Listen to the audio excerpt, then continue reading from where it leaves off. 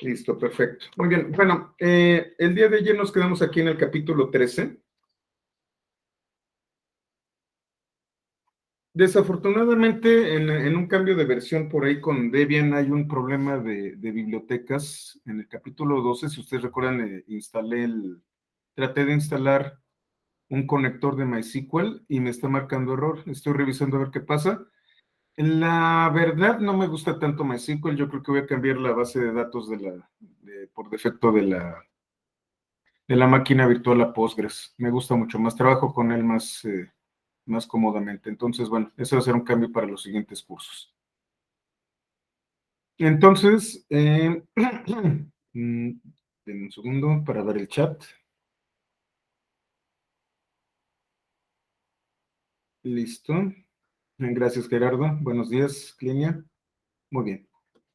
Entonces, bueno, ¿en qué nos quedamos? Hicimos el subcomando make migrations. Make migrations es el encargado de revisar los modelos que nosotros tenemos, que hemos creado. Si ustedes recuerdan el día de ayer, nosotros creamos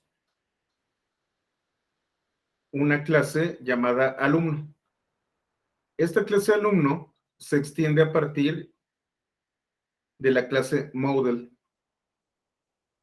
de Django. DjangoDB model. Como les comentaba, DjangoDB es el paquete que contiene todo lo necesario para gestionar las bases de datos. Los que han estado en otros cursos, particularmente de Flask, nosotros utilizamos SQL Alchemy.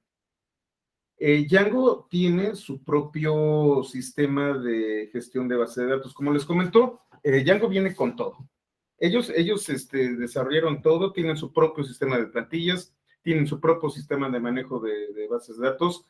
Todo ya viene instalado. Lo único que necesitamos nosotros es utilizarlo y ya.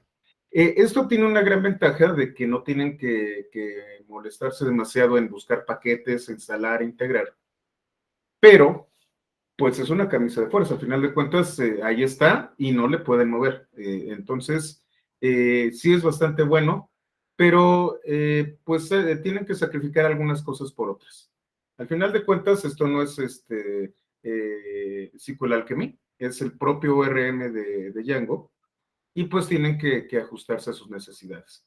De todas formas, si se fijan, es muy similar a lo que estuvimos viendo. Como les comentaba, nosotros tenemos la clase y además vamos a tener de models distintos campos.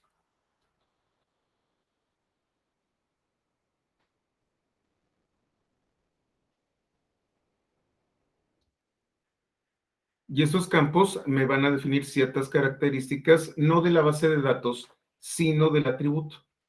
Ya cómo se encarga el gestor de base de datos de Django de colocar dentro de la base un tipo de dato entero positivo o un boolean, ese ya no es nuestro problema. Al final de cuentas, estos campos son los que nos está poniendo a disposición. ¿Cómo se gestionan? Es una cuestión que se encarga la gente de MySQL. Como les comentaba, para ya manejar modelos tenemos que colocar ese directorio main ya como un proyecto, perdón, como una app. Y tenemos el comando make migrations. Make migrations lo que va a hacer es buscar en todos los subdirectorios del proyecto el archivo models. Lo va a cargar y va a hacer todos los cambios que encuentre en la estructura de las clases que estén ahí. Entonces, por ejemplo, me voy a tutorial, make migrations. Déjenme reinicio esto. Lo voy a volver a abrir porque ya más me regreso así. Ahí está. Tengo que estar en este directorio, en tutorial.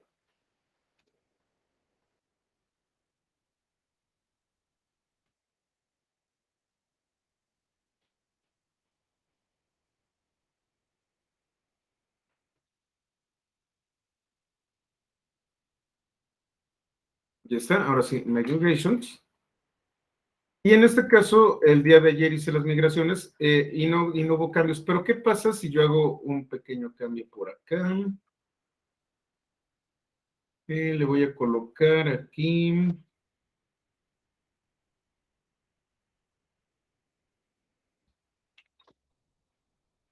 Le voy a colocar primary key.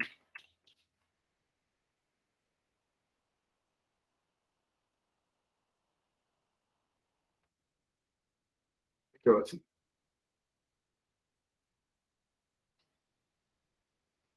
No, pero tengo que colocarlo en el archivo. Vamos a ver.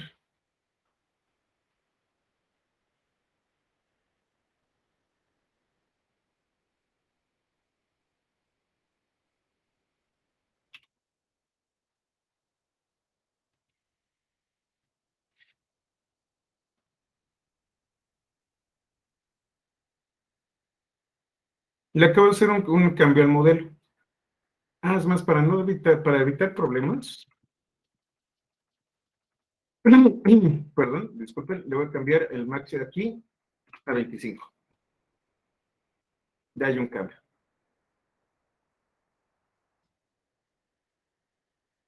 Si así evito cualquier tipo de problema, simplemente cambio el tamaño. Entonces le quito el primary key y vamos a colocarle 25. No es necesario que ustedes lo hagan. Al final de cuentas, este modelo van a ver que no pasa de 15 caracteres. Sin embargo, ya hice un cambio. Lo voy a copiar.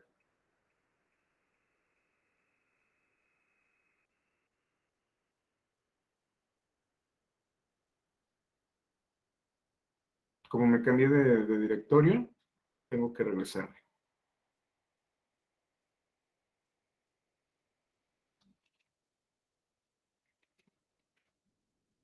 Ahora sí.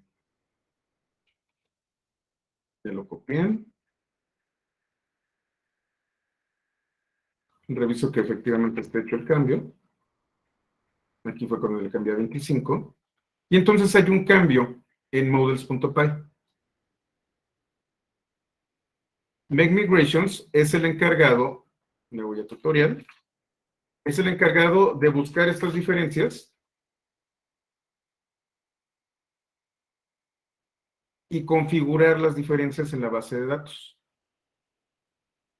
Ya que están todas estas configuraciones cambiadas, lo que voy a hacer es afectar a la base de datos.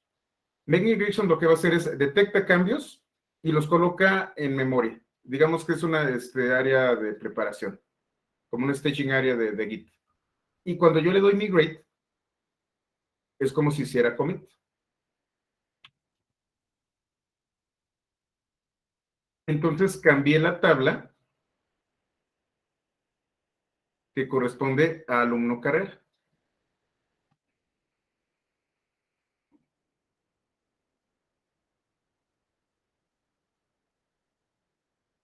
Si ustedes recuerdan, donde modifiqué fue aquí y cambió a 25, que es carrera.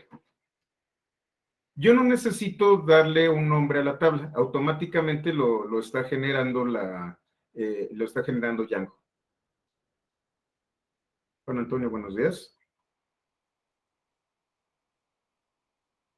Y entonces, pues ya que lo tenemos, cargo mi extensión. Y en este caso no vamos a ver demasiado, porque todavía no tenemos datos.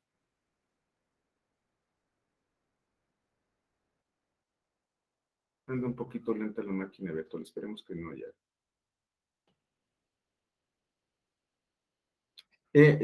Con SQLite, ¿cuál comando? ¿Este que estoy utilizando ahorita?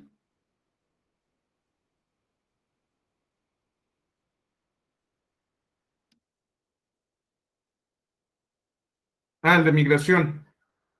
Sí, a decir verdad, muchos proyectos de Python tienen las mismas interfaces.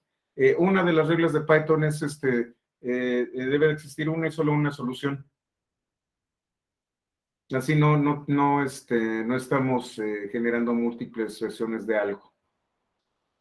Entonces, es muy posible de que haya un acuerdo. Recuerden, tenemos las PEP, las famosas PEP.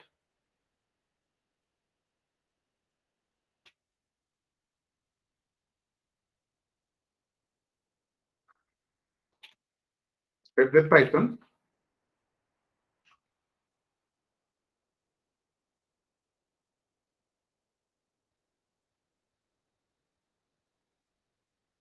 Se los voy a colocar en el chat. En donde tenemos propuestas para la mejora de Python. Eso significa PEP. Python Enhancement Proposals. Aquí es en donde la comunidad discute, pues prácticamente todos los aspectos del lenguaje y de todo lo que tiene que ver con el lenguaje. Por ejemplo, nosotros tenemos aquí en las PEP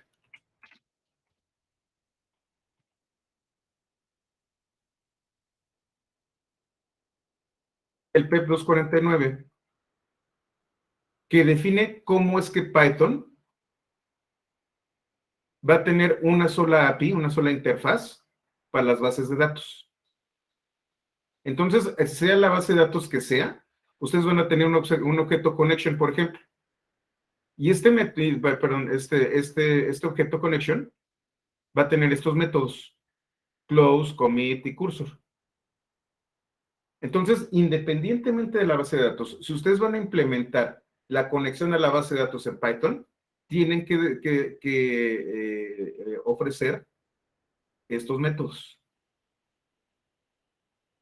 Tenemos un objeto cursor, por ejemplo, que tiene estos atributos, description y todo esto.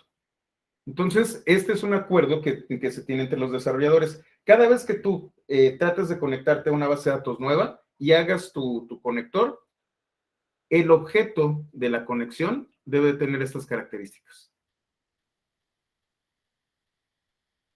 Y entonces es intercambiable este conector y nosotros tenemos exactamente los mismos elementos, las mismas clases, bueno, no las mismas clases, los mismos objetos y los mismos métodos y atributos, y entonces son intercambiables completamente, son modulares. Seguramente por ahí es lo que comentas, Gerardo, del parecido. Al final de cuentas son acuerdos entre desarrolladores, precisamente para hacernos más fácil la vida y poder trabajar lo mejor posible con estas cosas. Entonces, bueno, en este caso, me dice que no hay una tabla alumno. ¿Por qué no existe? Porque todavía no hay nada en los datos, entonces no va a trabajar hasta que no haya datos.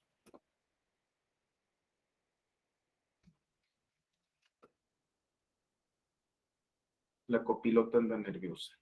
Ahorita denme un segundito. Como hace frío, anda aquí cerca.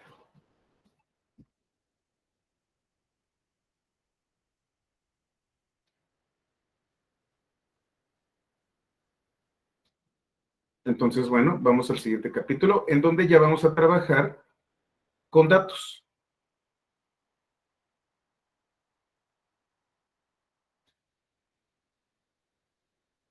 Voy a crear una API REST.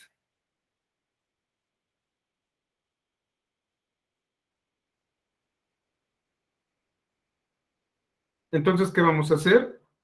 Vamos a instanciar un objeto a partir de un modelo, es decir, vamos a crear un registro dentro de la tabla. Entonces, ¿cómo lo hago? Yo ya creé un modelo que se encuentra en models.py. Este modelo tiene ciertos atributos y aquí es en donde nosotros podemos llenarlos. ¿Qué tipo de métodos tiene no, el capítulo 12 ya nos lo aventamos, Carlos. De hecho, el capítulo 12 es la configuración de base de datos. Aquí fue donde tuve el problema con MySQL. Entonces estamos utilizando SQLite.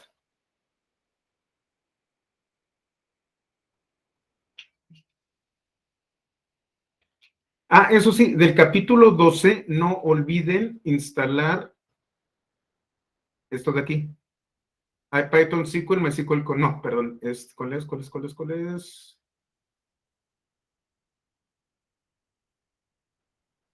Sí, este de aquí. Y es más, nada más IPython SQL. Este MySQL Connector les va a marcar un error. Entonces, únicamente instalen IPython SQL. Es para la extensión con la que yo voy a poder leer las bases de datos.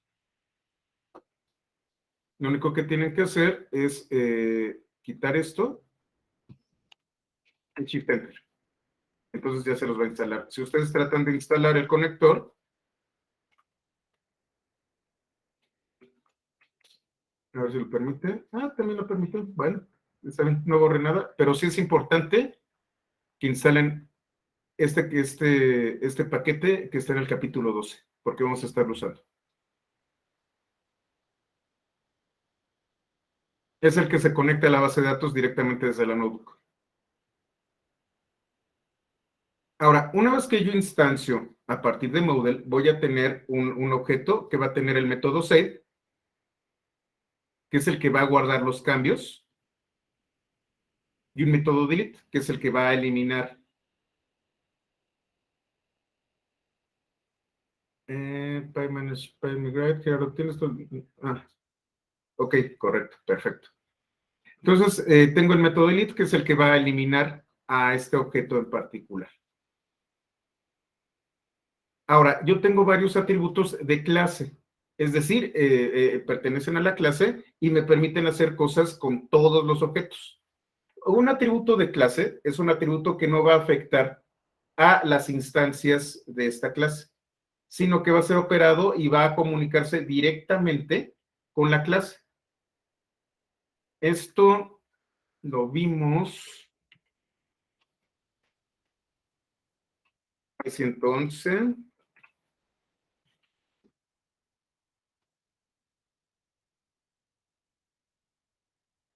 Y aquí está métodos, clases estáticos, es el capítulo 7, por si quieren saber más sobre lo que es un método de clase. Y de hecho, el concepto de método de clase y método estático es el mismo para Python que para Java, que para todos los demás. Entonces aquí les explico cómo funcionan los métodos de clase y los métodos estáticos. En este caso es un método de clase que se llama Objects. Este método, perdón, este atributo de clase, va a afectar, como dice su nombre, a todos los objetos instanciados. Digamos que es mi gestor de objetos. ¿Qué permite hacer? Crear objetos y ligarlos a la base de datos, realizar consultas, modificar los objetos y reflejarlos en la base, e inclusive eliminar objetos de la base. Y entonces nosotros vamos a tener all, que me va a hacer un volcado de todos los datos a través de un iterador, get, en donde voy a obtener uno en particular. Aquí voy a colocar una expresión y si la expresión es correcta lo va a tener y tengo filter. Filter va a utilizar una expresión lógica. Vamos a utilizar cada uno de estos elementos. Ahora, lo que vamos a hacer es, bueno, ya sabemos cómo funciona, vamos a implementar. Voy a crear una nueva aplicación, una nueva app que se va a llamar API dentro de tutorial. Y voy a tener el archivo views.py que va a tener varios endpoints. Un endpoint es una URL en donde yo voy a desplegar un servicio. Voy a tener API carga, API diagonal carga, que va a estar ligada a la función API views carga, que va a encargarse de tomar un archivo JSON, leer el archivo JSON que contiene a una base de datos de alumnos y lo va a guardar en la base de datos de SQL, SQLite.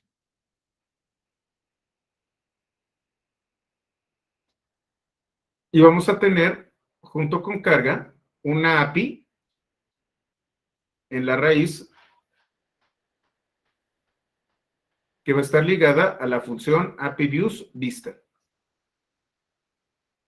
Y esta va a regresar toda la base de datos. Carga va a ser una carga masiva de datos y API raíz va a ser un volcado completo de la base de datos. Existen varios tipos de endpoints.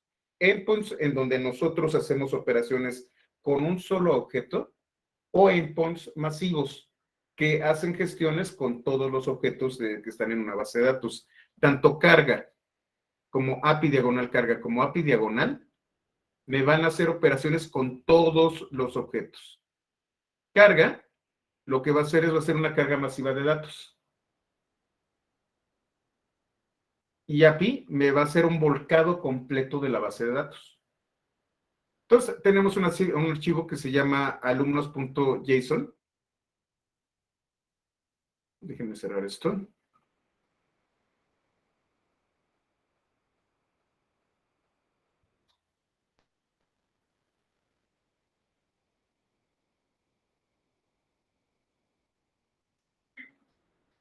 Alumnos.json, que lo que contiene, ustedes ya lo conocen, es una representación de 1, 2, 3, 4 alumnos. Cada uno de estos alumnos tiene un número de cuenta, tiene el campo al corriente, carrera, nombre, primer apellido, promedio, semestre y segundo apellido. Siempre utilizo esta estructura en los cursos porque es muy fácil de entender. De hecho, van a encontrarse en algunas bibliografías que el ejemplo por defecto es el de libros, el de autores. Yo utilizo el de alumnos. Entonces, este es el archivo fuente. Y lo que voy a hacer es pasarlo a tutorial, porque ahí es en donde lo va a cargar. Lo va a tomar de tutorial. Ya en tutorial voy a crear una nueva aplicación. Si ustedes recuerdan, es Start App y ahora se va a llamar API. Es más, lo vamos a colocar aquí. Si hago un tree, lo voy a instalar. Ah, no, aquí está, ahí está. Esa es la estructura. Si se fijan, ya creció un poquito. Tengo main. Ah, aprovechando la estructura. Fíjense. Admin.py todavía no la vemos. Apps.py todavía no la tenemos. Bueno, ahorita la vamos a ver. Pero si ustedes se fijan, ahora en main tengo el directorio migrations. Dice 01 initial. Esa fue mi primera migración. Cada vez que yo hago make migrate, se va a generar un archivo .py. Este fue el primero y por eso tiene 001. Pero luego modifique alumno carrera. Este es el 002. Aquí yo tengo el historial de todo lo que ocurrió con Make Migrations. Y aquí tengo models. Y este es un caché donde tengo binarios que voy a utilizar. Este no está tan interesante, pero este sí. Migrations es el que guarda la historia de cómo se modificó la estructura tanto de la base como de los como de las clases. Y en este caso, tengo manage.py y el directorio tutorial que no tiene demasiados cambios. El que ya cambió fue main. Ahora lo que voy a hacer es crear otro directorio parecido a main, pero que se va a llamar API.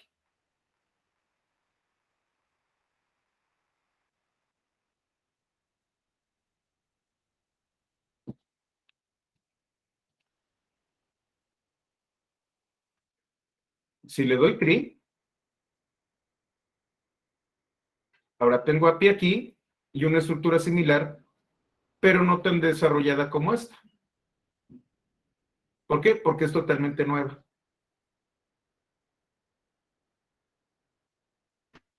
Ah, mira, ahí está, perfecto.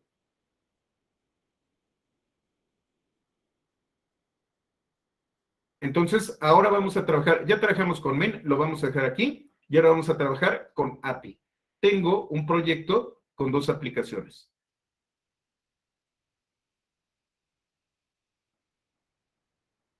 ¿Y ahora qué voy a hacer? Bueno, pues doy de alta API como aplicación, donde Installed Apps. Significa que cuando yo le dé Make Migrations, va a buscar en ese directorio el archivo models.py y va a hacer todas las modificaciones necesarias. Lo copio, me aseguro de que lo haya copiado. API.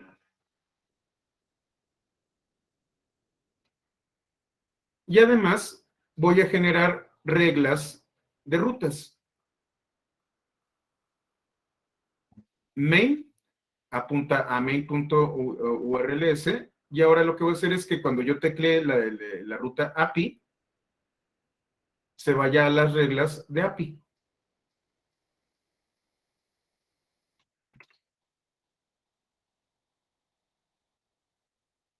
Entonces aquí está. Aquí abajo. Lo hacemos grande. Aquí estoy añadiendo esta regla. Y entonces ya tengo admin, la ruta main y la ruta API de mi servidor.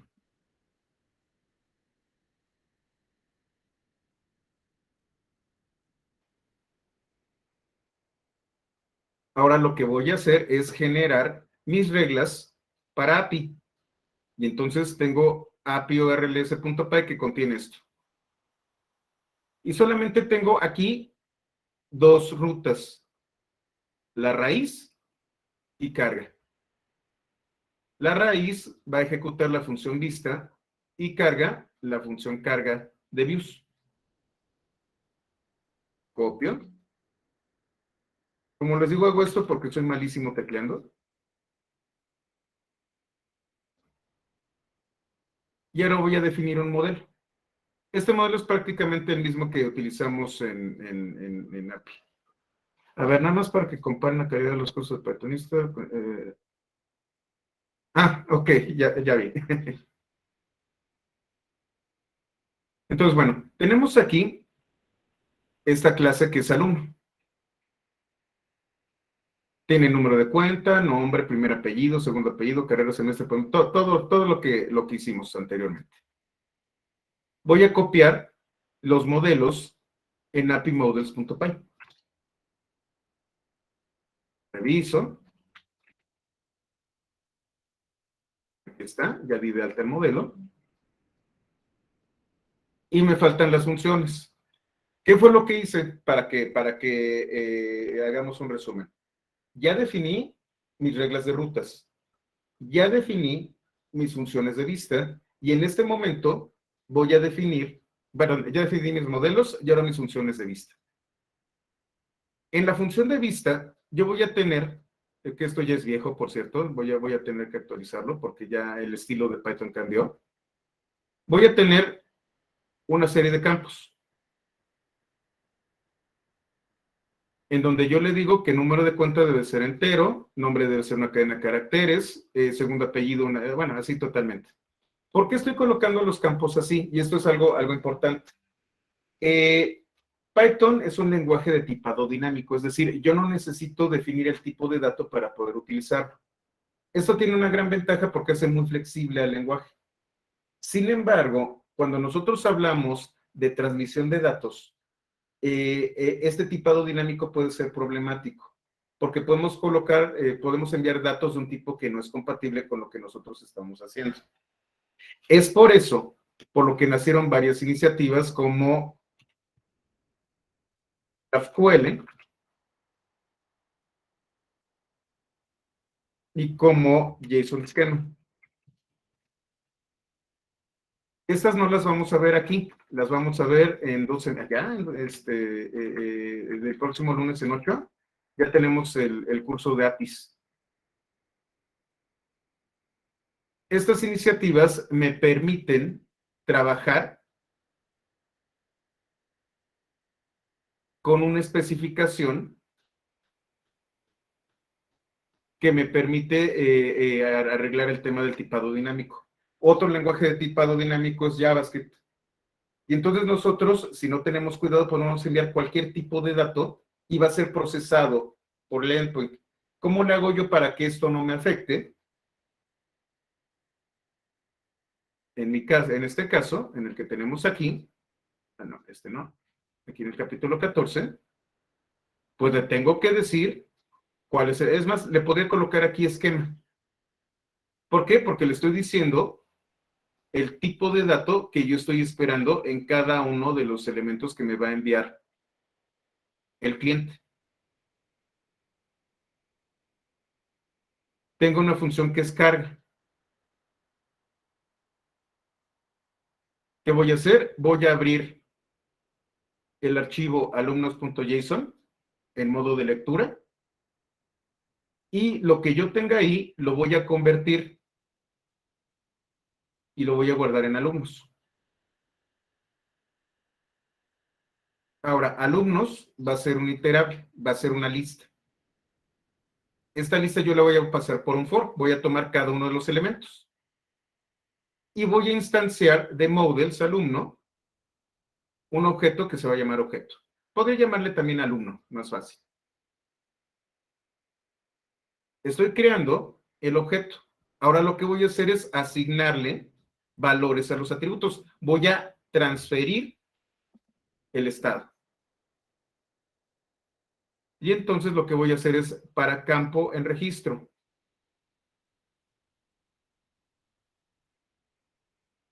¿Dónde está? ¿Dónde está? ¿Dónde está? ¿Dónde está?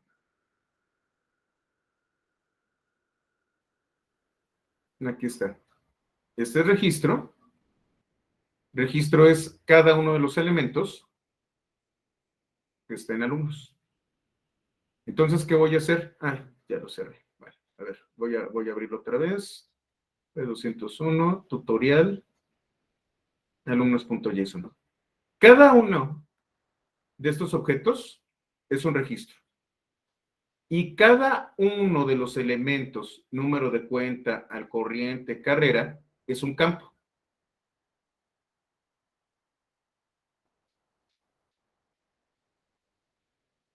Entonces, para cada elemento dentro del registro, setAttr es un método que me permite asignar un valor a un atributo, a un objeto, un atributo, un valor. Otra vez, si no están, si no conocen setAttr,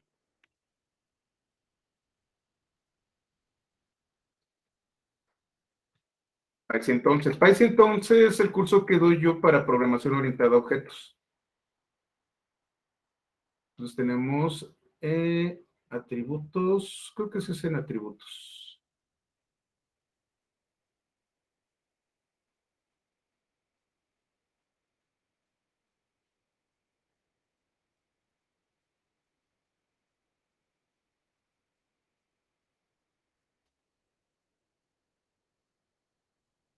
Aquí está, hasAttr, getAttr y setAttr.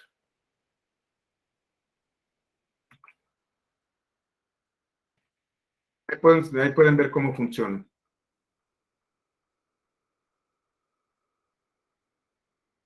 Entonces, estoy asignando a un atributo dentro del objeto un valor.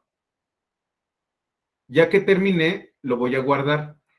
Cuando le doy save, esto va a estar guardado en memoria. Todavía no voy a afectar a la base de datos. Esto es muy importante.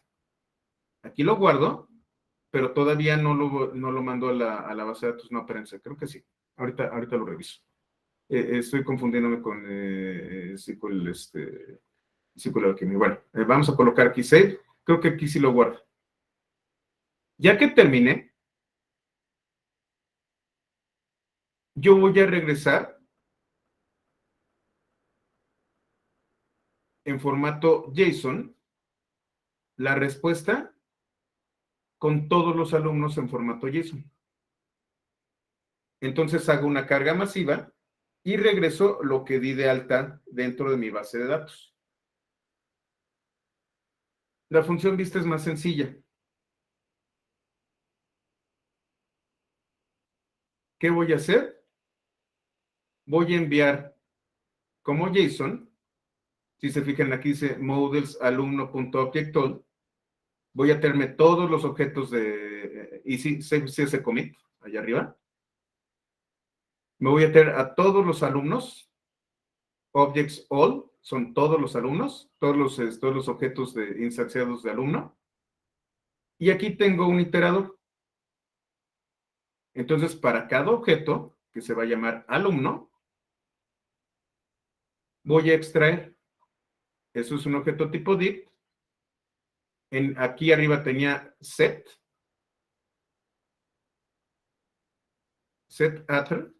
en donde yo voy a colocar un alumno. Y aquí get lo voy a obtener. Entonces, ¿qué estoy haciendo? Aquí construyo a partir de un JSON y aquí construyo a partir de un objeto. Acá arriba obtengo un objeto y acá abajo obtengo un JSON. Es una operación de escritura y una operación de lectura. Lo voy a copiar.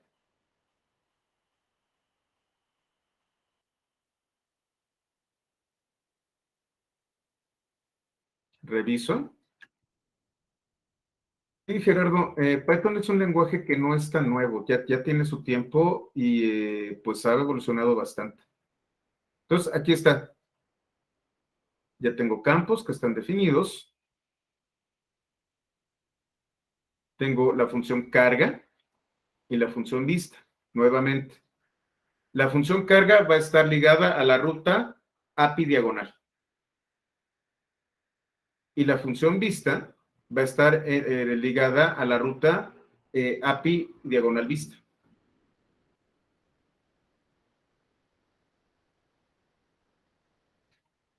Vamos a hacer un tri aquí para que lo vean.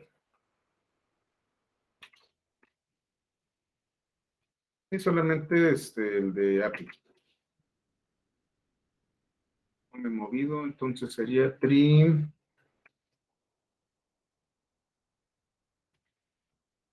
Tutorial API.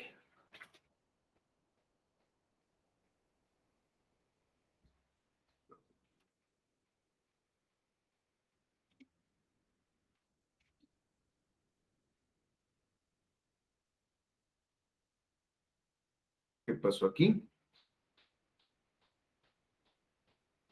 No, entonces ya estoy en tutorial, entonces es tri API nada más. API contiene esto. Si ustedes se fijan, migrations tiene todavía ini.py. Hago make migrations. ¿Qué es lo que me dice? Déjenme ver un momento. No tengo main URLs. Déjenme lo copio. Como estoy trabajando desde Windows, desde Linux, mi Windows falló para no variar. No tengo la última versión. Déjenme ver dónde está. ¿Dónde tengo la última versión de URLs?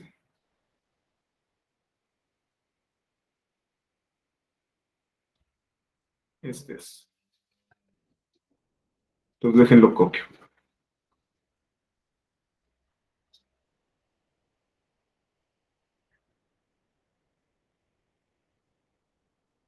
Este curso en particular tiene que ser lineal, deben de seguir capítulo por capítulo para ir construyendo la aplicación, si no van a tener ese problema. Entonces déjenme lo copio para que esté todo en orden. No, aquí no.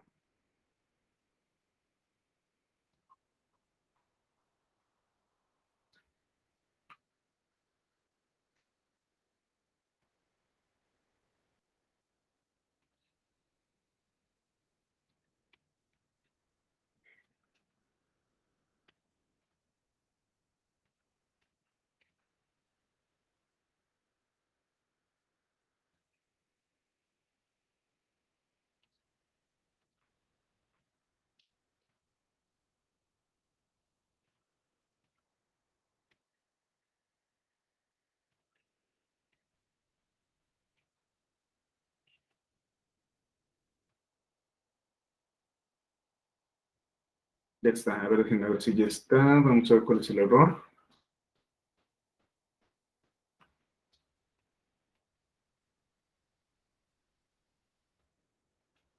Ahí está menú RLS.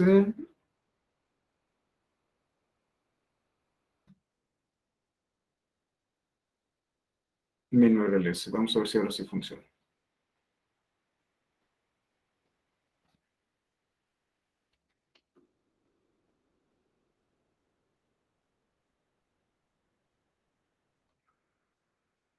Otra vez, ¿qué es lo que me dice?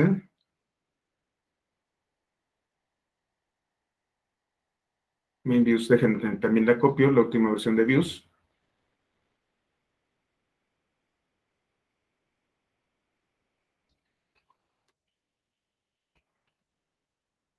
Vamos a ver si está aquí.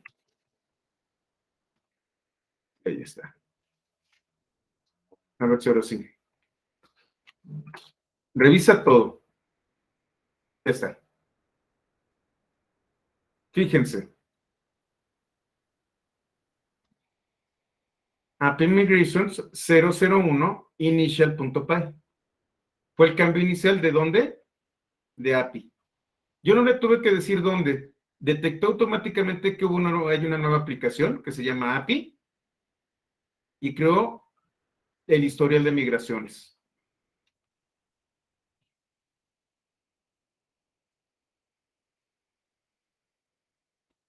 Y entonces aquí ya tengo migrations. ¿Qué es esto PyCache? Como ya también saben, una característica del lenguaje de Python es que es un lenguaje interpretado, es decir, ustedes ejecutan un script que el intérprete va leyendo de principio a fin. Sin embargo, esto lo hace muy lento. ¿Qué es lo que hacemos nosotros? Bueno, ¿qué es lo que hace Python para que no sea tan lento en el intérprete? Va a generar binarios. PYC es Python compilado. Estos binarios, una vez que se ejecuta por primera vez un módulo,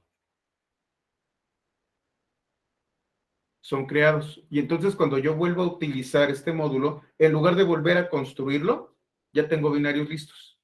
Eso es PyCache.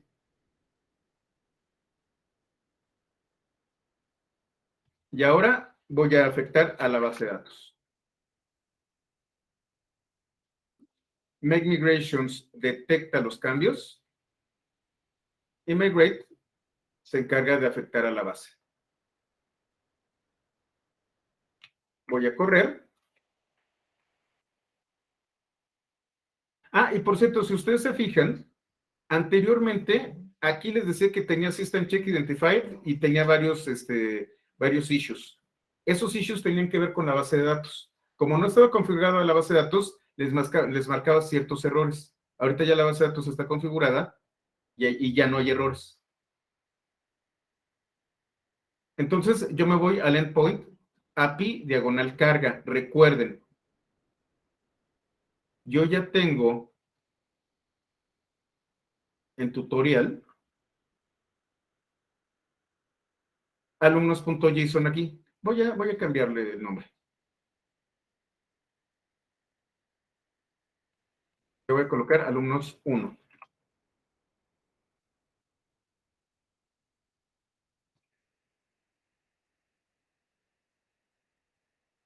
API carga, que me dice file not found. Necesito, API carga va a buscar alumnos.json en el directorio. Le voy a colocar ahora sí alumnos.json y ya lo va a encontrar. API carga, recargo. Y entonces, ¿qué fue lo que hizo? En estas fracciones de segundo leyó el archivo, lo convirtió en JSON y luego con ese documento, con esa estructura JSON, instanció objetos alumno. Cada uno de los elementos de número de cuenta, corriente, carrera, etcétera, etcétera, lo utilizó para llenar, bueno, para cambiar el estado de cada uno de los objetos. Una vez que terminó de crear los objetos, los guardó en la base de datos. Y me está trayendo en formato JSON lo que hizo. Este endpoint se puede utilizar una vez y solamente una vez para alumnos nuevos. Si yo le doy refresh, me va a marcar un error. ¿Por qué me marca el error? Me marca el error y fíjense cómo están, cuando está en modo de desarrollo, tiene toda esta información. El error se debe a que las claves de los alumnos deben de ser únicas. Yo no puedo tener dos alumnos con la misma clave. Cuando yo lo cargué por primera vez los alumnos y cada uno de ellos tiene una clave. Si le vuelvo a dar cargar, voy a tener colisiones con las claves. Ese es el error que tengo aquí. Es unique, es único en número de cuenta. Y como no son únicos, como estoy repitiendo los mismos datos, esto va a fallar.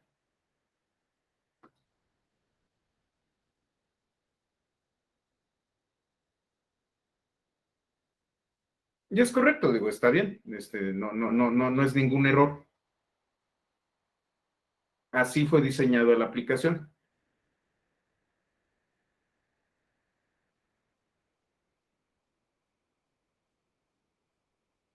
Ahora vamos a probar el otro endpoint que expusimos.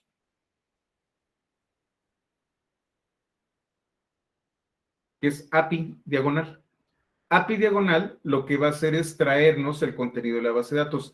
Va a abrir la base de datos, va a traerse todos los elementos de la base de datos, los va a transformar y ahora los va a transformar en JSON. Cargará de JSON a objeto y luego a base de datos, y diagonal es de base de datos a objeto a JSON. Y aquí está. Y sí, cada vez que yo haga una modificación, lo puedo consultar y me trae todos los elementos de la base de datos. Esta es una buena práctica si nosotros queremos, por ejemplo, migrar datos o hacer respaldos y cosas por el estilo. ¿Cuál es la problemática? La problemática es que normalmente cuando tenemos este tipo de endpoints deben de estar asegurados. Necesitan a alguien que esté registrado, que esté logueado y además tenga todos los permisos y los roles para poder hacer esto. Ahorita es un ejemplo didáctico, entonces lo podemos ver, pero esto es altamente inseguro. ¿Por qué? Porque nos estamos descargando toda la base de datos.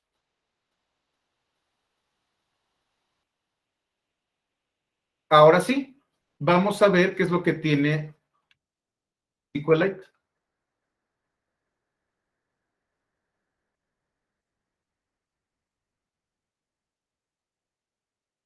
Anda muy lento, no sé si le asigné suficientes recursos a la máquina virtual. Ahorita lo checo. Tengo que detener también detengo la operación aquí para que se ejecuten las siguientes celdas.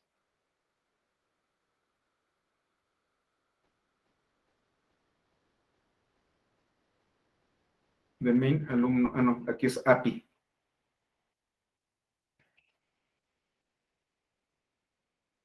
Por favor, cámbienle en lugar de main, API. ¿Y qué estoy haciendo? Aquí lo estoy haciendo directamente. Me conecto a db.sqlite. db.sqlite está aquí. Si se fijan, hace 5 minutos se creó. Aquí en tutorial. Justo debajo de alumnos, ahí está la base de datos creada. Y ya tiene estos datos. Esta extensión, SQL, me permite conectarme a una base de datos desde la notebook y enviarle consultas de SQL.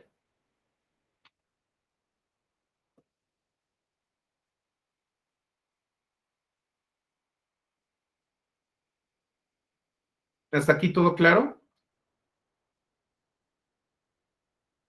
Una de las grandes ventajas que tiene Django por sobre otros frameworks es que pues ya prácticamente todo tiene su lugar y su orden. Las reglas de rutas están en urls.py, las funciones de vista están en views.py, Los modelos están en models.py. Lo único que tienes que hacer es llenar con los datos correctos estos scripts. Y la estructura siempre es la misma, no va a cambiar. Entonces es muy fácil desarrollar. Al final de cuentas ya sabes dónde colocar las cosas y cómo funcionan. Y con estos comandos de make migration y migrate, pues resulta muy fácil trabajar con la base de datos.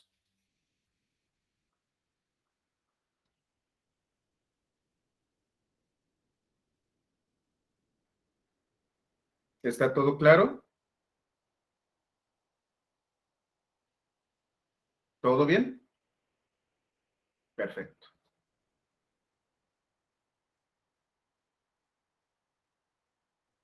Vamos al siguiente capítulo, que es el capítulo 15. Acabo de hacer unas APIs masivas. Hago una carga masiva y hago un volcado masivo. Lo que vamos, y en este caso, ambos utilizan el método get. Vamos a hacer un poco más robusta esta API. Vamos a hacer endpoints que en lugar de hacer acciones masivas, yo coloque un número de cuenta y me traiga únicamente y realizo operaciones solamente con ese número de cuenta. Ahora las vamos a hacer individuales. Y aquí es en donde viene la parte interesante. Esto que están viendo aquí es una implementación que hice yo. Normalmente Django no hace este tipo de cosas de forma natural. Existe un framework que es el que quiero ver si llegamos a el próximo viernes.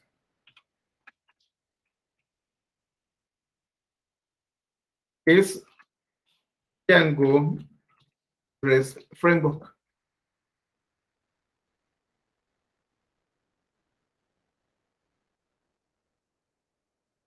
Este de aquí.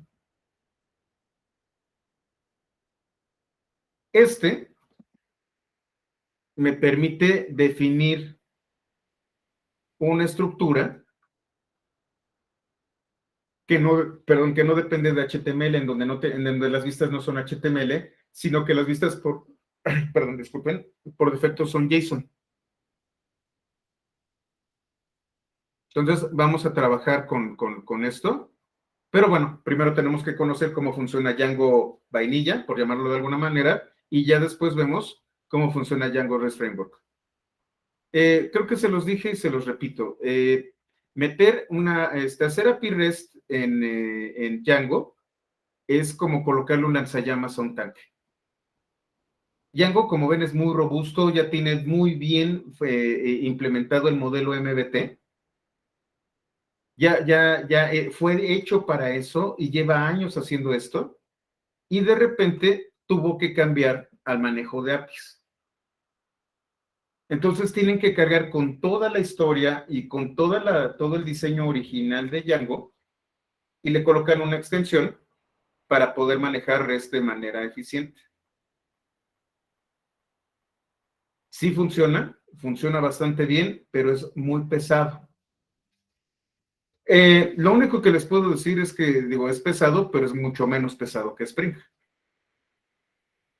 Entonces, pues es más pesado que Flask. Yo seguiría recomendando para muchas aplicaciones Django. Les facilita la vida, es muy ordenado, saben dónde colocar las cosas, pero si ustedes quieren hacer una aplicación muy ligera y rápida, entonces les recomiendo Flask.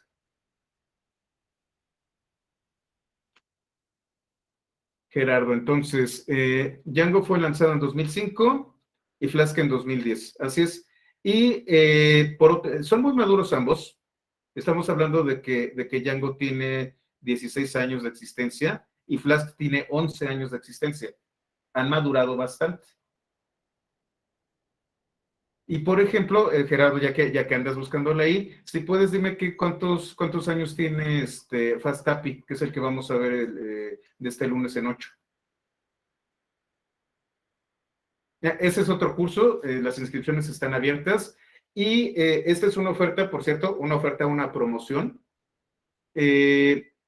Para los que son clientes, ese curso cuesta 600 pesos. Para ustedes queda en 300 pesos. Solo para clientes. Sí, Fast API, que es lo que vamos a ver nosotros de este lunes en 8, fue del 8 de diciembre de 2018. Apenas va a cumplir 3 años. Entonces no está tan maduro, pero aprovecha muchísimas ventajas que tiene Python. Python ha evolucionado barbaridades desde que fue creado. Tenemos, por ejemplo, las anotaciones de tipo, tenemos, por ejemplo, una herramienta llamada Pydantic, maneja bastantes, maneja, por ejemplo, Async, en donde ustedes pueden hacer operaciones asíncronas, y todo lo maneja de manera nativa. ¿Qué ventaja tiene FastAPI sobre Flask y sobre Django? Que no tiene historia y que se está montando en las últimas modificaciones del lenguaje. ¿Qué significa esto? Que es un lanzallamas láser, esta cosa, que fue hecha precisamente para APIs, que funciona para APIs y utiliza lo mejor de la tradición de Python actual. No es tan robusto, pero es muchísimo más flexible y está mucho más actualizado y no tiene que cargar con la historia de 11 años de proyecto. Entonces vamos a ver que si nosotros vamos a realmente desarrollar APIs, si estamos comprometidos con eso y conocemos bien el lenguaje de Python, entonces vamos a escoger a FastAPI. Lo vamos a ver. Entonces vamos al siguiente, que es endpoints del API.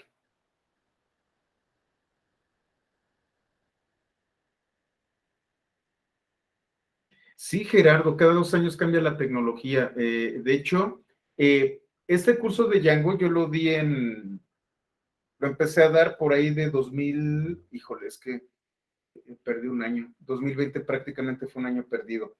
En 2018 lo di, vinieron cambios, es más, déjenme ver, ya que estamos en eso.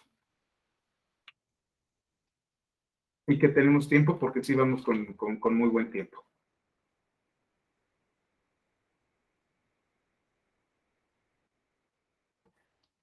Django tuvo un cambio de versión, déjenme ver si lo tenemos por aquí. Sí, aquí está.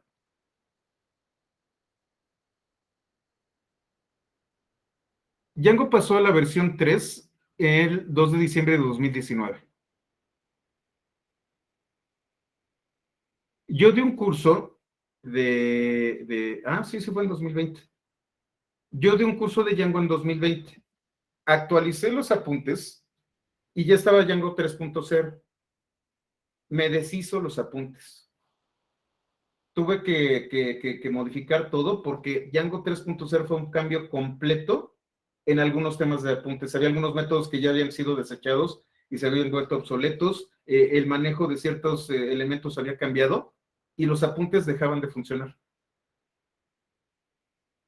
Y a mí me gusta que sea código ejecutable. Entonces me vieron sufriendo para actualizar estos apuntes. Ahora ya funciona, pero hubo cambios muy fuertes entre la 2 punto tantos y la 3.0. Y si se fijan, para 2023, dentro de 2 años, viene la 4. No, caray. No, ya otra vez, diciembre de 2021, viene la 4. Ya no tarda. ¿Qué modificaciones hubo con la 3.0? Bueno, hubo muchas mejoras, sobre todo en la estructura de cómo se hacen las funciones de vista, pero además ya soporta de manera parcial operaciones asíncronas. Ya veremos más adelante lo que son las operaciones asíncronas. Sí, Gerardo, las APIs, estás en un curso de Java, de un reporte de su historia, el de 2017.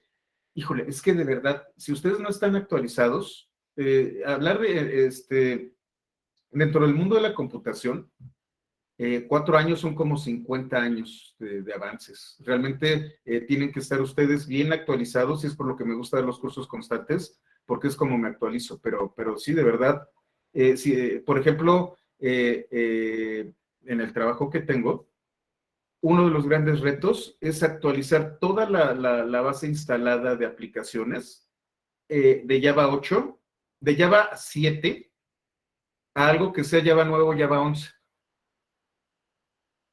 porque Java 7 ya es altamente inseguro. Ya hay una cantidad brutal de aplicaciones programadas en Java 7 que necesitan urgentemente ser pasadas a Java 11, ya de perdida a Java 8.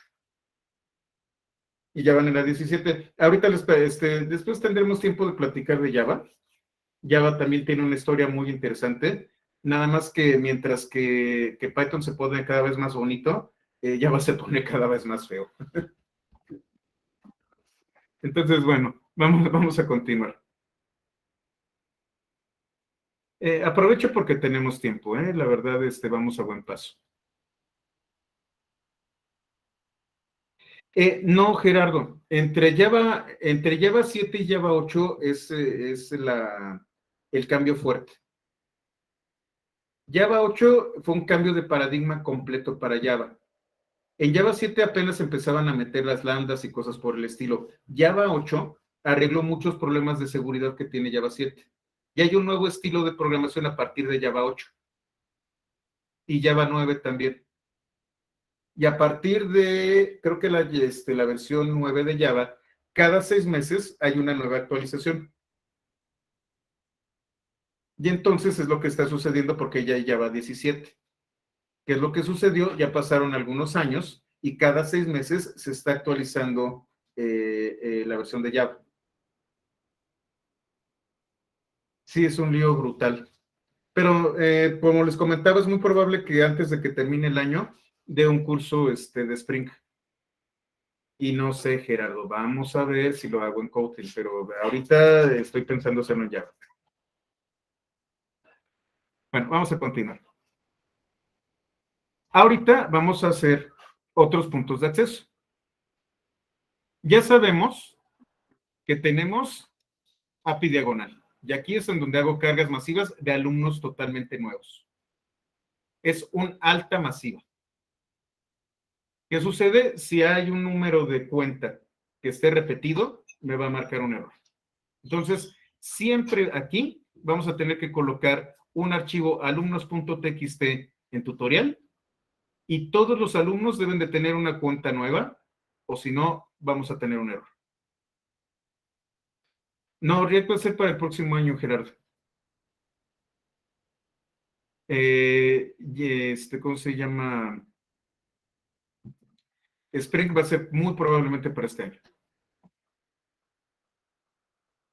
Y tenemos API carga, que lo que va a hacer es traerse la base de datos completa y regresarla en un documento JSON.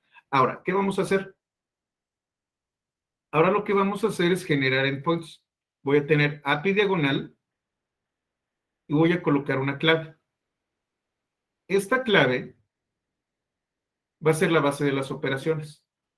Esta clave va a identificar un alumno dentro de la base de datos y va a realizar operaciones con ella. Si no hay un alumno, yo puedo darlo de alta. Con API clave voy a dar altas, bajas y cambios de un alumno con la clave que yo tengo aquí. ¿Ok? Y aquí están las reglas. Dependiendo del método mediante el cual se accede a dicha URL, se pueden realizar las siguientes operaciones. Utilizando GET, el servidor va a regresar un documento JSON con el estado del objeto alumno, cuyo atributo número de cuenta sea clave. Si no encuentra un alumno con la clave, va a regresar un estado 404. Con POST, lo que voy a hacer es dar de alta a un alumno. Si ya existe, me va a regresar un error 400. Si no existe, ¿dónde está? Vi un typo.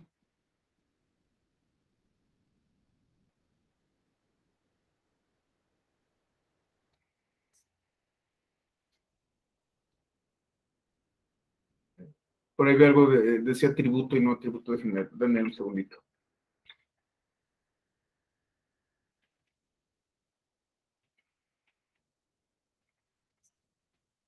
está.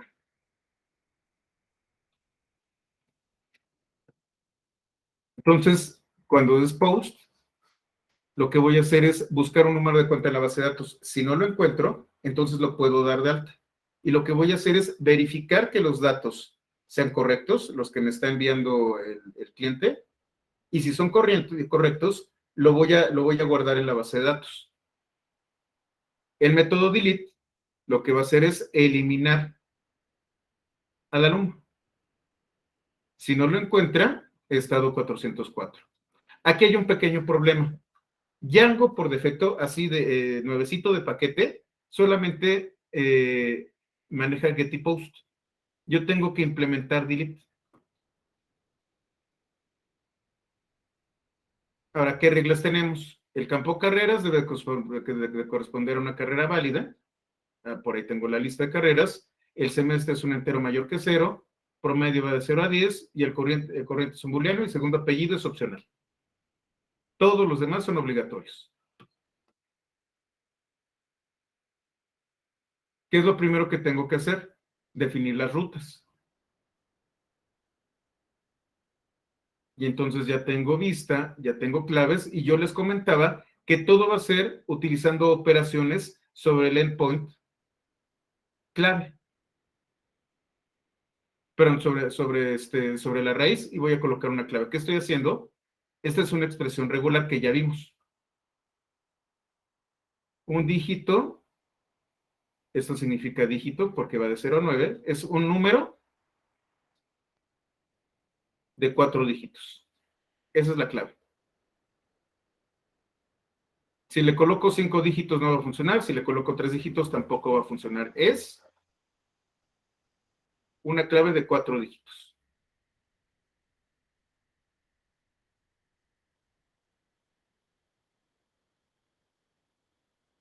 Copio, reviso que efectivamente se copió. Aquí está mi expresión regular. Y estoy ligándola a clave, a la función clave.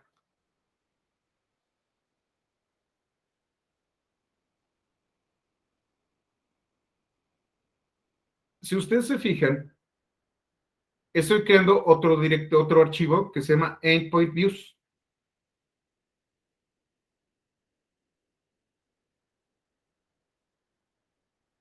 Yo lo que voy a hacer es separar mis funciones de vista de las funciones de la API.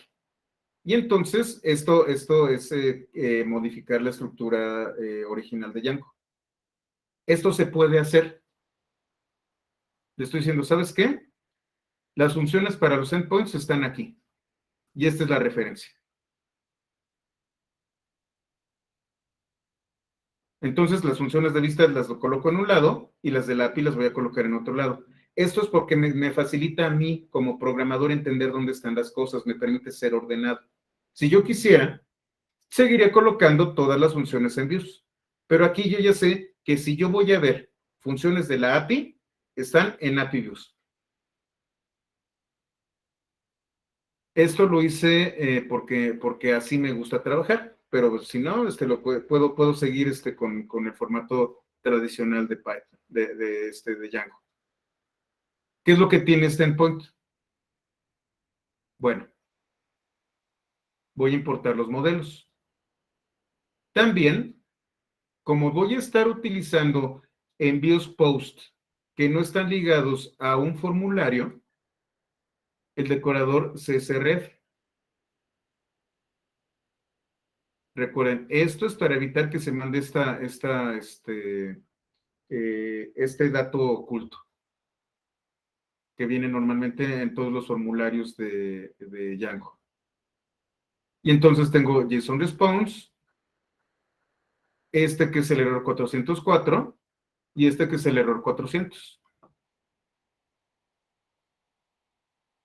Tenemos estos campos en donde le estoy diciendo, de hecho le voy a colocar esquema, me late más esto, número de cuenta es entero, y true indica si es obligatorio.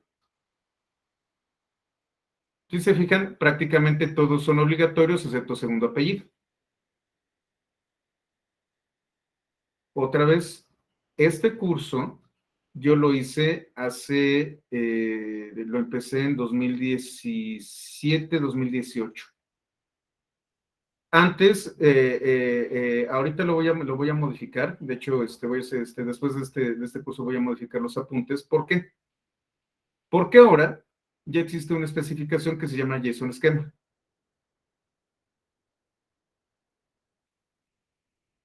JSON Schema me permite definir un esquema, como su nombre lo indica, en donde yo ya le digo cuál es el tipo y coloco ciertas restricciones y validadores.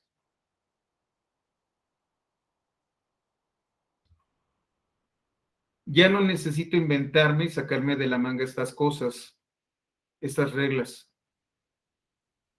Ahora yo tengo un esquema que tiene inclusive una biblioteca de Python en donde yo puedo validar esta información. Eso lo vimos en Flask, ahorita no lo vamos a ver aquí. Entonces tengo los campos.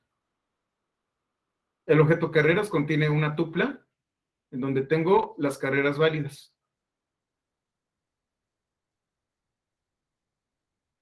Y voy a tener una estructura que es un objeto tipo set, es decir, un conjunto de campos. Cuando yo hago esto, lo que va a hacer Python es tomar únicamente el identificador, la clave, y extraerla. Entonces, la estructura base es número de cuenta, nombre, primer apellido, segundo apellido, carrera, semestre y promedio. Únicamente esto. Los valores no. Entonces, tengo la estructura base. ¿Para qué sirve esto? Voy a validar que efectivamente los campos que me está enviando el cliente sean los que yo estoy pidiendo. Aquí tengo mis reglas, que si estoy utilizando el campo carrera, el valor que estoy dando está dentro de carreras. Si no es así, falso. Que el semestre sea mayor a 1. Y que promedio, este es un error, siempre la riego aquí,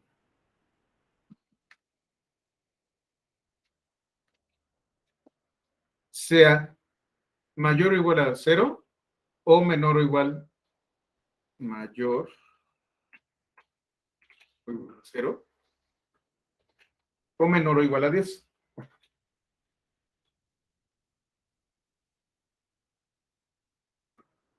¿Dónde estoy? Me fui muy arriba, aquí está.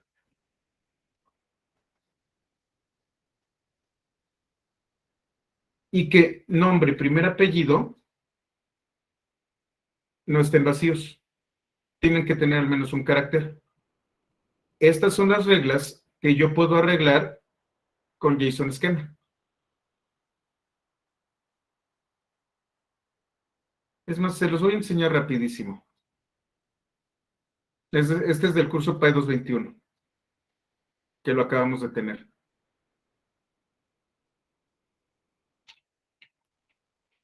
¿Por qué no está en este curso de Django? Bueno, porque es enorme el de Django, está muy grandote.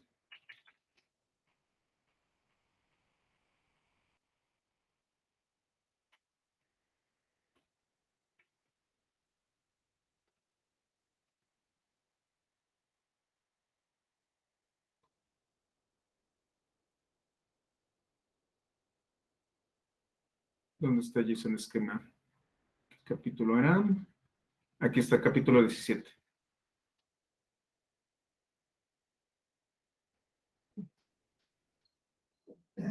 Esto que ven ustedes aquí, se los voy a hacer más grande,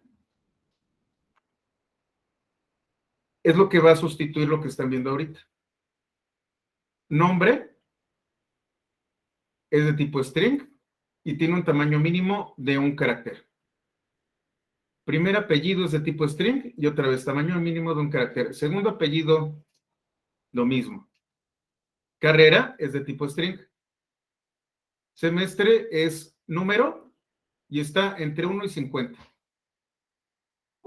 Promedio es número y está entre 0 y 10 y al corriente es booleano. Y una vez que yo defino este objeto con estas propiedades, le indico cuáles son obligatorios. Esta especificación de JSON esquema fue publicada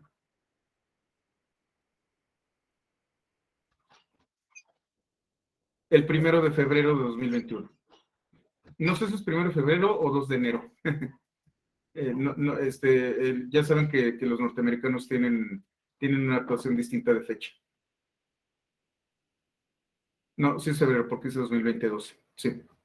El 1 de febrero de 2021 fue publicado esto. Es muy reciente. Y con esto yo ya no tengo que estar viendo, y sobre todo, este esquema se lo puedo pasar a otros programadores. Con ese esquema, con esto de aquí, yo me evito la pena de tener que estar haciendo todas estas construcciones lógicas. Ya se valida solito. Ahora, estoy validando que los datos sean correctos. Aquí voy a validar el tipo. Si ustedes se fijan, el primer elemento de campo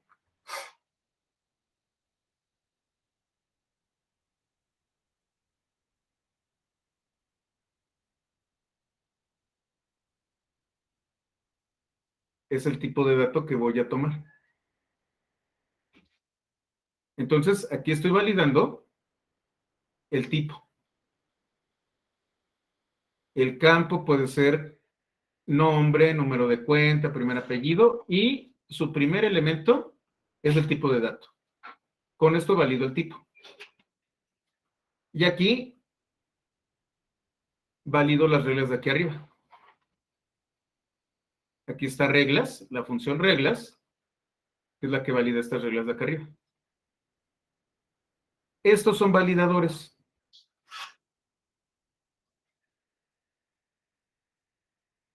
Este también es un validador, por eso se llama válido. Ya que tengo esto, ahora sí voy a entrar de lleno al tema de los endpoints. Recuerden, tengo que quitarle esta protección para que pueda funcionar. Tengo la función clave, en donde obtengo una petición y una clave. Aquí es en donde tengo datos. La clave está en la ruta y es un dato. Y la petición, cuando yo utilizo post, debe de contener datos en formato JSON. Si el método de la petición es get, entonces lo que voy a hacer es obtener de la base de datos correspondiente a la clase de alumnos, aquel alumno, aquel objeto, en donde el número de cuenta es igual a la clave que estoy colocando. Extrae de la base de datos este alumno y regrésalo. En caso de que no exista, esta búsqueda me va a levantar una excepción. ¿Qué excepción? Alumno no existe. Si alumno no existe, el estado es 404, not found. Si el método es delete, voy a buscar al alumno. Si lo encuentro, lo elimino. Y lo que voy a hacer, esto no se hace, de hecho, delete no regresa nada. Esa es una buena práctica, pero recuerden que estamos hablando de manera didáctica. Delete va a regresar los datos borrados. Ah, no, aquí está la buena práctica. Estado, eliminado. No voy a colocar nada, simplemente eliminado. Si no lo encuentro, 404.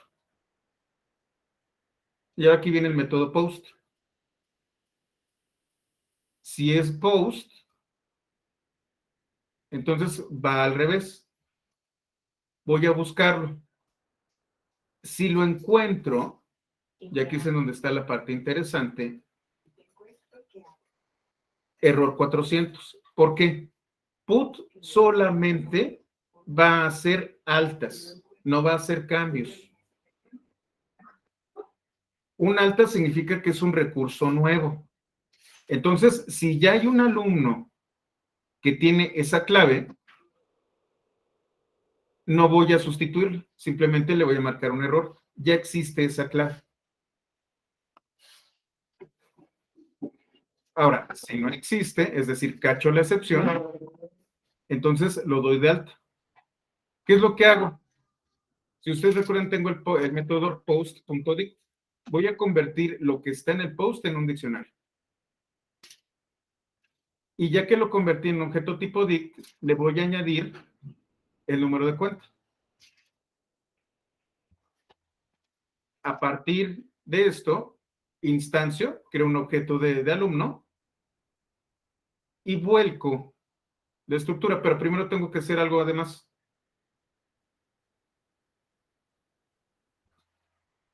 El objeto estructura registro se va a volver un conjunto de todos los campos que envía el registro. Es decir, me está enviando el cliente algo y aquí estoy validando que venga nombre, primer apellido, segundo apellido y que no venga, por ejemplo, género.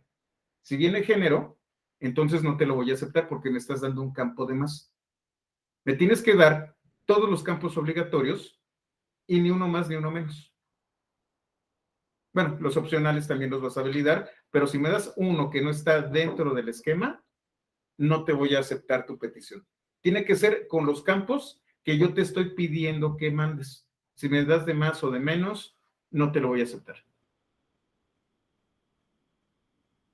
Y entonces lo que hago es hacerme la estructura del registro. Si la estructura del registro es un subconjunto de la estructura base, es decir, tiene todos los elementos de estructura base, nombre, primer apellido, segundo apellido, etcétera, etcétera.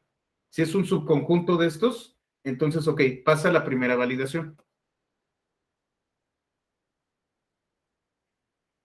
Ahora voy a revisar si en estructura base, bueno, para empezar voy a validarlo. Cada uno de los elementos lo voy a validar. Con esto voy a validar. Este es el tipo de dato, hago un eval y va el valor.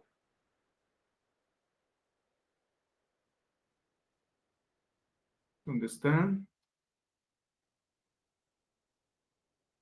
Campo 1. Aquí está. Y si todo sale bien, si toda la validación pasa aquí, aquí por ejemplo, si no es una cadena de caracteres, entonces tengo que convertirlo al tipo de dato que yo estoy buscando. Si me marca un error aquí, entonces voy a regresar mensajes de error. Bad request, bad request. La única manera en que esto funciona es que cumpla con todas las condiciones, con todas las validaciones, y entonces lo voy a tomar, lo voy a asignar al objeto, y una vez que termine, guardo y lo regreso. Si no contiene los campos que le estoy pidiendo, que son obligatorios, y si estos campos no contienen valores adecuados, siempre va a ser bad request. Solamente si cumple con las características del esquema definido, es cuando lo doy de alta y lo regreso.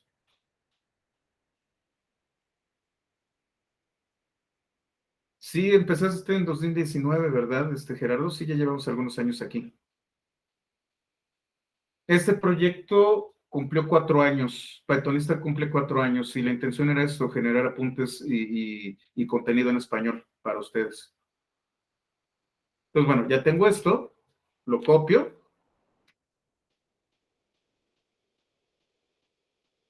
reviso que efectivamente quede copiado. Aquí está. Tengo todo definido aquí.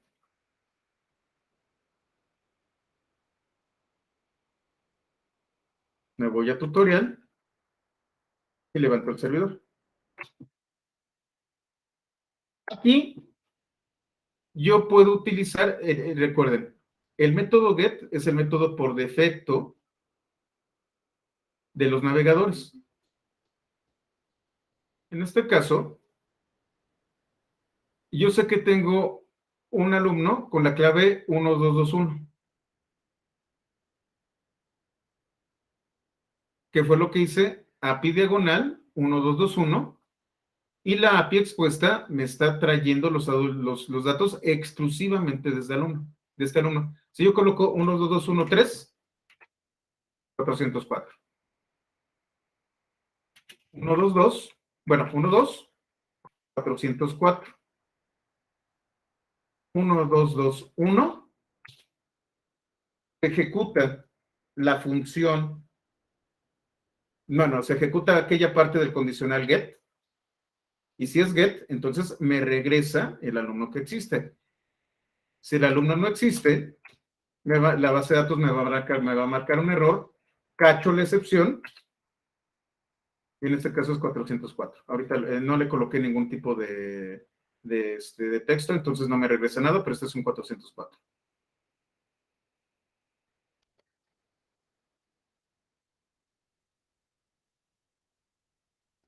El método post no lo puedo manejar de aquí, necesito un cliente, ni tampoco el delete.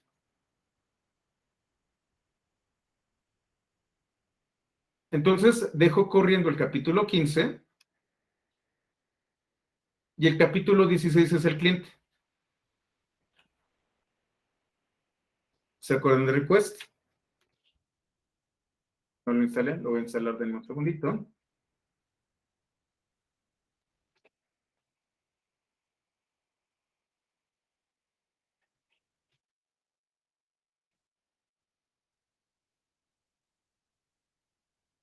Ahí está, lo importo. Y cuando yo aplico el get sobre API diagonal, me va a traer todos los alumnos. ¿Qué código de estado me trae? 200. Esta es la respuesta.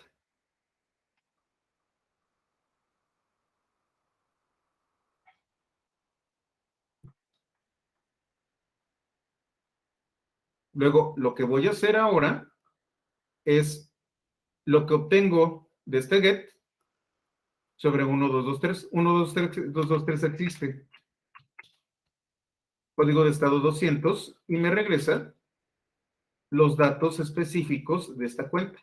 ¿Qué pasa si le doy 122, bueno, 12, 404? 404. Este sí existe. Este no existe.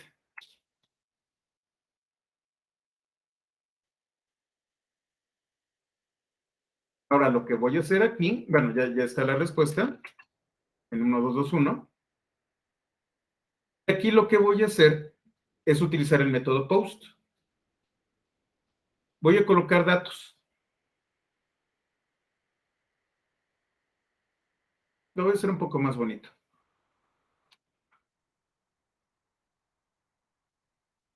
Juan Escutia aventado. A veces saco unos nombres que, híjole, los vuelvo a ver y digo, qué vergüenza. Ok. Tengo nombre, primer apellido, segundo apellido, carrera, semestre, promedio y el corriente. Si se fijan, todo es correcto. Tengo una estructura correcta y datos correctos. Lo que voy a hacer es enviar un post con estos datos. ¿A dónde? A 1229, que sé que no existe. 200, esto que es lo que di de alta. Si yo me voy al primer get, a este grande, 200, fíjense, 1221, 1222, 1223, 1224, pero di de alta uno más.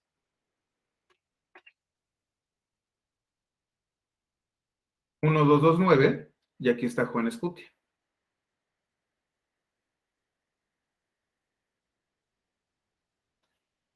Ya crea Juan Escutia. Significa que yo ya no puedo volver a darlo de alta así. Esta es un alta.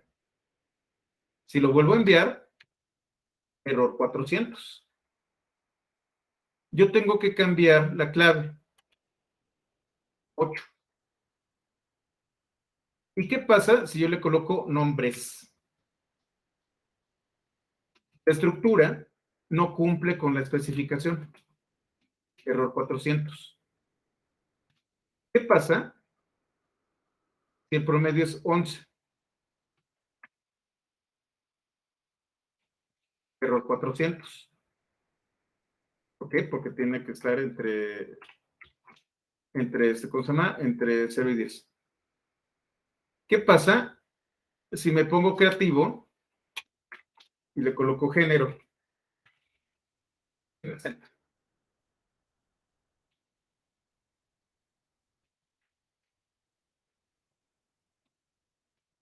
Error 400. Sí, te estoy dando todos los datos correctos, pero yo no te lo estoy pidiendo. Estoy sanitizando el acceso. De esto se trata.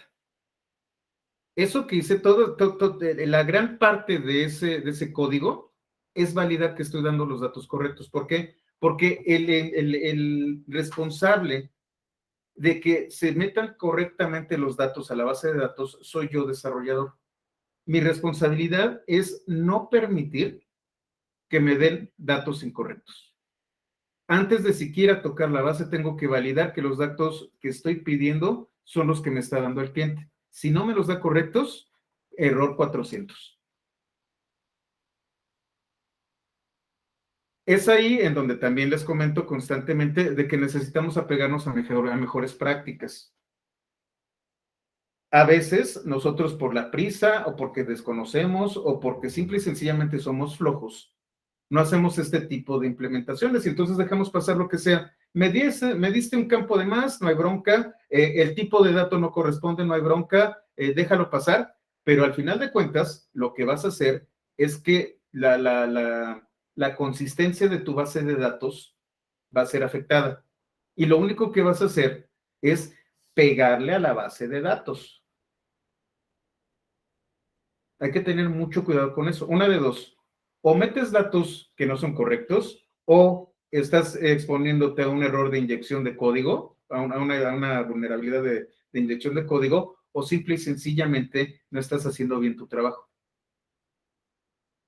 Y entonces vas a tener datos sucios, vas a tener datos contaminados, vas a tener muchísimos problemas con los datos que estás obteniendo.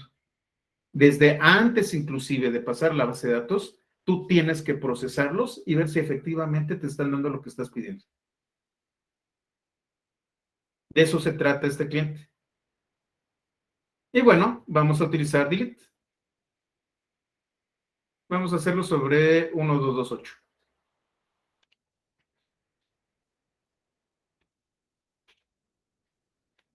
Estado 404 no existe. ¿Por qué no existe? Ah, error 400. A ver. Sí, este es nuevo. Déjenme, lo coloco correcto. No, este ya lo voy a colocar. Vamos sobre 122. ¿Cuál fue? 227, 229. Lo voy a eliminar.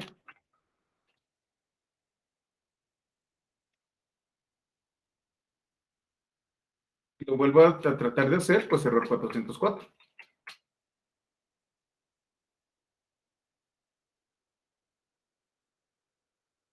Así es como se hace una API. Esta es la manera en donde ustedes van a aplicar las mejores prácticas. Y ahora ya evolucionamos, ya tenemos herramientas todavía más avanzadas que nos permiten generar esquemas. Esta es una gran ventaja. Y tenemos otras herramientas, por ejemplo, a lo mejor ustedes conocen esta de aquí. Y déjenme traigo este get.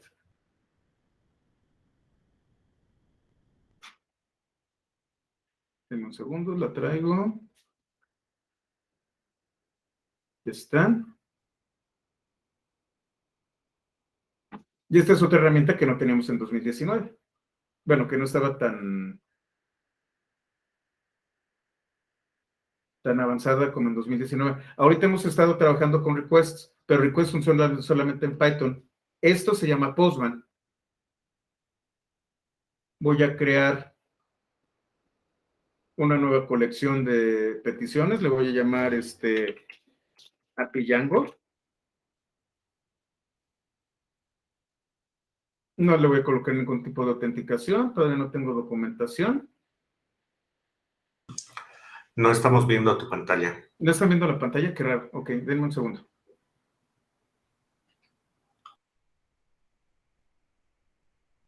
Ah, acá está, aquí está. Ah, lo tenía en la otra pantalla, aquí está. Esto es Postman. Acabo de crear API Django. Voy a añadir una petición. Coloco la URL, por ejemplo, y le doy send. Y aquí meter las respuestas. Postman es una herramienta, no es de código abierto, pero sí, sí la pueden utilizar registrándose y no tiene costo inicial, que me permite probar las APIs. Bueno, de hecho, probar prácticamente cualquier cosa que se publique con HTTP y HTTPS. Y tiene bastantes funcionalidades. Por ejemplo, aquí yo puedo colocar parámetros.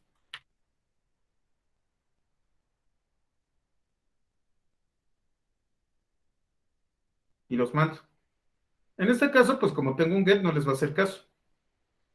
Pero yo aquí podría, con el post, colocar los datos aquí. No, aquí no. En body. Y fíjense, puedo meterlo en GraphQL como si fuera una forma, texto crudo o binario. Binario sería un JSON. Y lo puedo traer. Y puedo automatizar las pruebas aquí. Puedo hacer pruebas no solamente funcionales, sino que también puedo hacer pruebas de rendimiento y puedo hacer pruebas de carga. Le voy a decir, esta petición, házmela 15,000 veces por segundo. Y entonces empiezo a estresar el servidor. Estas son las nuevas herramientas para pruebas y para documentación. Hay otra que me gusta mucho que se llama Insomnia.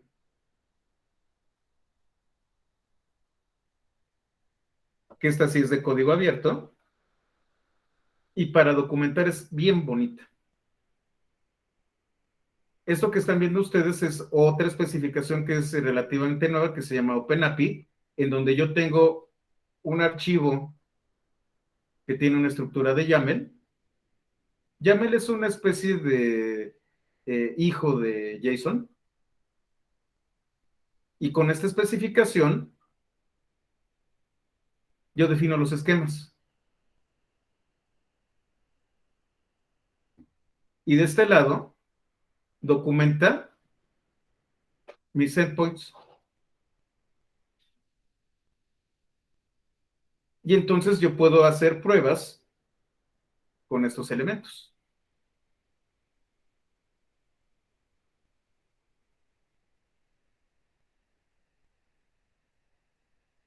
Ya tenemos herramientas mucho más avanzadas. De 2017, cuando empezó este proyecto, a 2021, solo 4 años, y las tecnologías han avanzado barbaridades. Al grado, y esta es una primicia, de que estoy a punto de asociarme con los que ahora son mis jefes, para sacar todo un negocio,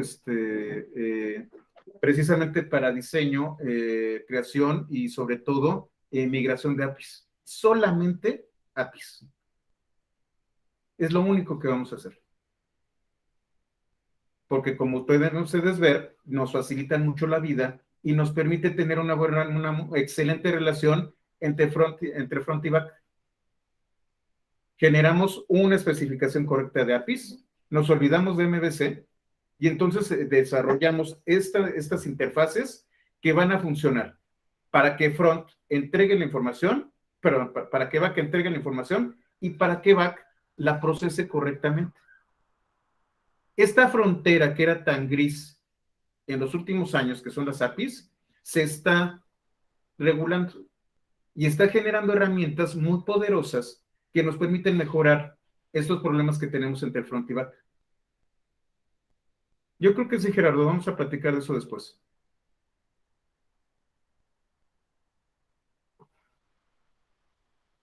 De eso se trata esto, ¿no? Como les comento, estos cursos no son académicos, sino que son de aplicación inmediata en la industria. El objetivo principal de Pythonista es crear profesionales.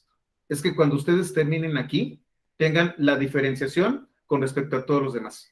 Y si ustedes los van a evaluar y los van a colocar enfrente de una computadora, tengan los conocimientos de hace 6 meses. Que tengan información actualizada y que tengan las herramientas más modernas para poder cumplir con su propósito. Es ahí en donde tengo el problema con Django. Django es lo que más piden los reclutadores, pero si a mí me lo preguntan, Django ya huele a viejo. Entonces, para conseguir trabajo, con este curso y con un poquito de experiencia, yo creo que pueden ganarle a muchos en el mercado. ¿Cuál es el problema? Es que si me lo preguntan a mí como arquitecto, que soy arquitecto en jefe en la organización en donde trabajo, yo les diría que ya está muy viejo Django, que yo escogería otra herramienta. Entonces, bueno, ya vimos el cliente, ya vimos que no solamente podemos utilizar request, sino que podemos utilizar cualquier cosa, e inclusive ya podemos desarrollar un front hecho con lo que ustedes quieran, JSON, Vue, Angular, etcétera, etcétera, o JavaScript puro, que consuma las APIs. Lo que vamos a ver en 2 semanas es ver ambos lados. Ver cómo se construye una API de manera rápida utilizando FastAPI. Vamos a hablar de las mejores prácticas, de qué es lo que ustedes tienen que tomar en cuenta cuando diseñan las APIs. Vamos a hablar del ciclo de vida de APIs. Vamos a hablar de autenticación. Y vamos a hablar del problema que se tiene con CORS. Y vamos a hablar de cómo se deben de consumir las APIs. Tanto el de Flask como el de Django que estamos tomando ahorita están enfocados al back. Cuando hablemos nosotros en el siguiente curso de APIs, nos vamos a meter a trabajar con Postman y vamos a ver cómo se consumen y prueban estas APIs. ¿Cuál herramienta, Pedro? ¿A cuál herramienta te refieres?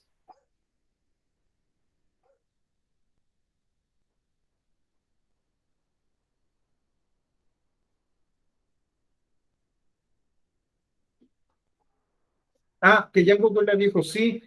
Comparado con no estuviste en el curso de Flask, pero por ejemplo Flask, que es un poquito más joven, como es modular, como es pequeñito, solamente les da un core básico, ustedes pueden extenderlo.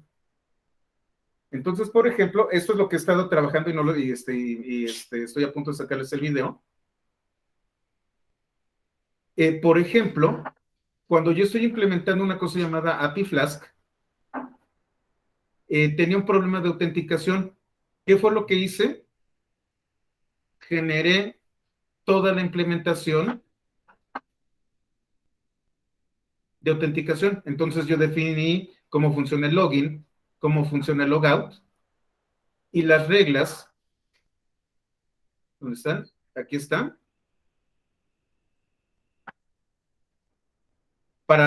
Específicamente para APIs. Si tú eres desarrollador de hueso colorado y te gusta tirar código, yo prefiero Flask. Porque estoy haciendo mi implementación y esta implementación la hice ayer. Y sé que funciona y sé que ¿cómo se llama? Que está diseñada para la necesidad que yo tengo en este momento. Con Django ya la estructura está muy rígida. No puedo ser tan flexible con Django como con Flask.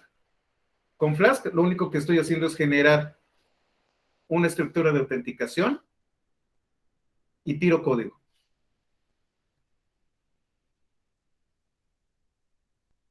En el caso de Django no es tan fácil.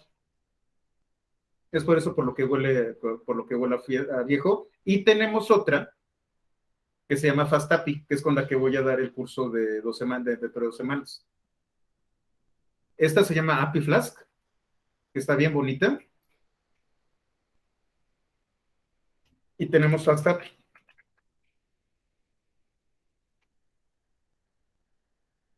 Este framework fue creado específicamente para la gestión de APIs. Tanto Flask como Django nacieron en otra época. Este es para FastAPI y utiliza una cosa que se llama, les comentaba, que son las anotaciones de tipo. Y entonces, por ejemplo, ya con las anotaciones de tipo, que aquí está typing, que es esto de aquí. Typing es un paquete de Python en donde yo puedo decirle a Python el tipo de dato que estoy esperando.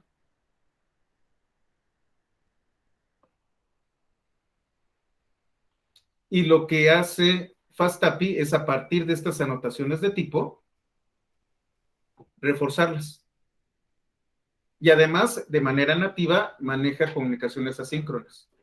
Es decir, tú tienes un cliente que está en un teléfono móvil y de repente cambias de célula, la conexión se desconecta y la vuelves a tomar en donde te quedaste, pero sin saturar al servidor. Eso es lo que vamos a ver dentro de 2 semanas.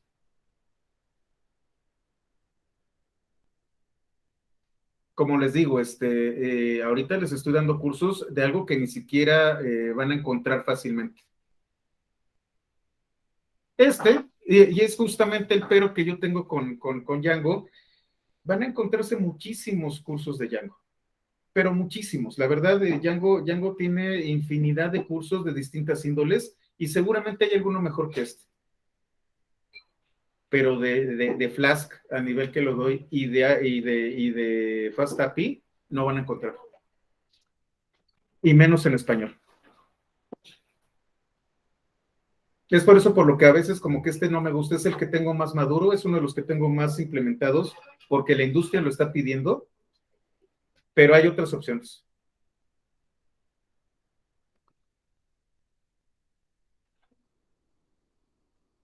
Entonces, bueno, lo dejamos aquí, vamos con muy buen tiempo, creo que sí me va a dar tiempo de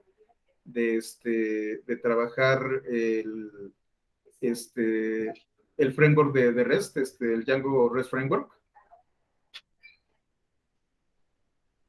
Y recuerden, el próximo lunes es feriado aquí en México, entonces no vamos a tener sesión. Ah, la lista, qué bueno que me comentas.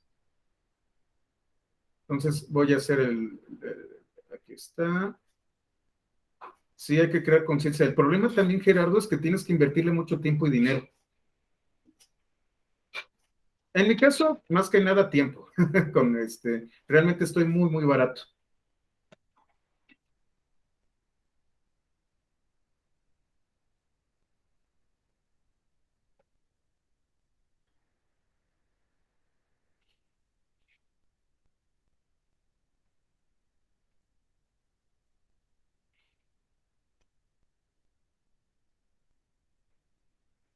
Listo, ya está la encuesta. Por favor, píquenle que sí para tomar lista.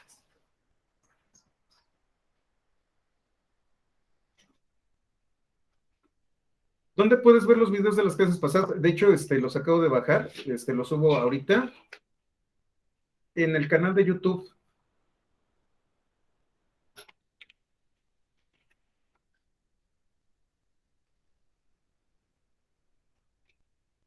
Acá están.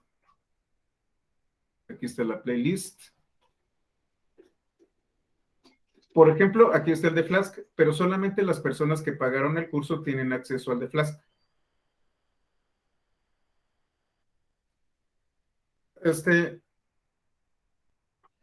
Ahí está. Les coloco la liga. Este es el de Django.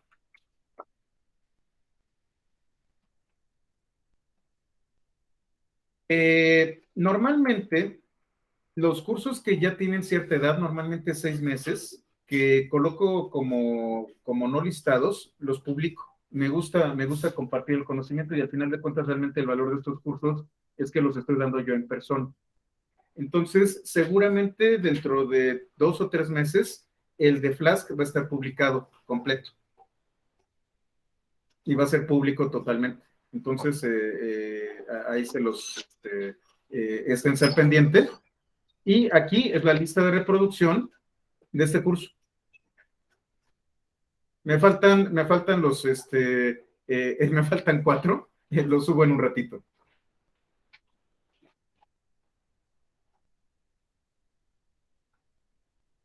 Entonces, ahorita subo el resto para que estén todos con todos los contenidos. Ya todos llenaron la encuesta. Sí, aquí dice que somos 15. ¿Falta alguien de pasar lista?